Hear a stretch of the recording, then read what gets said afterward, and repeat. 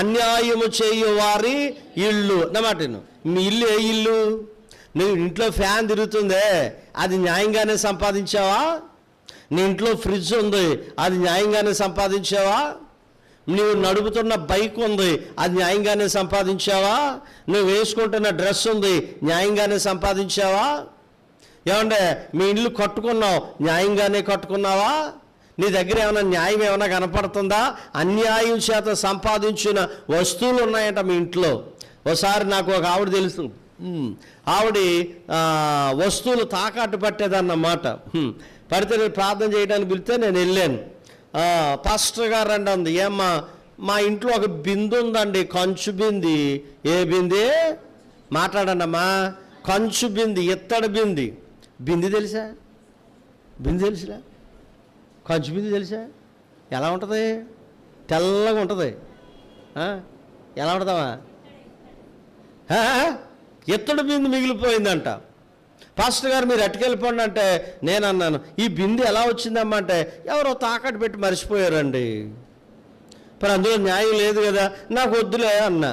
లేదు పట్టుకెళ్ళండి అంది. నేను పట్టుకెళ్ళనన్నా. నేను ప్రార్థన చేసి ఇంటికి వచ్చేస్తే వాళ్ళ అమ్మాయి చేత పంపించేసింది మళ్ళీ బింది మా ఇంటికి. నాకు అవసరం లేదు, పట్టుకెళ్ళిపోండి. అన్యాయం చేత సంపాదిస్తున్నావు. నువ్వు బంగారం కొనుక్కున్నావు, న్యాయం ఉందా అందులో?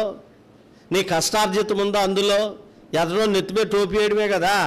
ఇస్కరియోతు యోధ దేవుడు డబ్బులు ఇస్తుంటే దొంగతనం చేశాడు, చివరి ఉరిపెట్టుకు చచ్చాడు. న్యాయం చేస్తున్నావా నువ్వు? నీ భర్తకు నువ్వు అన్యాయం చేయట్లేదా? ఏమీ జలన్నట్టుగా వచ్చి చప్పలు కొడుతున్నావు ఇక్కడ. శుద్ధి చేసి చేసి చేసి చేసి 20 సంవత్సరాలు బట్టి చేయడమే ఇక మనం. అందుకే చెప్తున్నాడు, అన్యాయము చెయ్యి వారి ఇండ్లలో అన్యాయము చేత సంపాదించిన అదన్నమాట. నువ్వు అన్యాయం చేస్తే దేవునికి అసహ్యమని ఉందో బైబిల్లో. నా సొంత మాట ఏం చెప్పట్లేదు, బైబిల్లో ఉన్న మాట చెప్తున్నాను. అన్యాయం చేయడం మాని, అవినీతి పనులు చేయడం మాని, అక్రమముగా జీవించడం మాని, చెడ్డ పనులు మానుకో.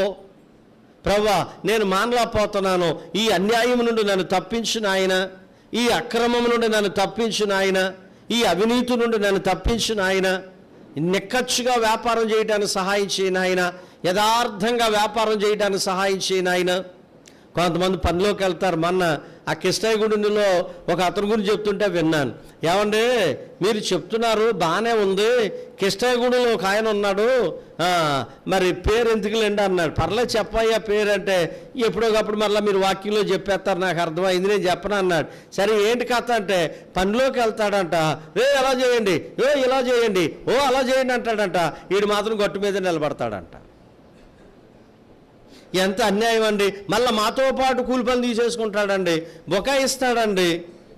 కనీసంలో కనీసం మానవ ధర్మంగా ఏంటంటారో శాస్త్ర ధర్మానికి ఇలా ఉన్నదా అని అలా పెట్టడండి.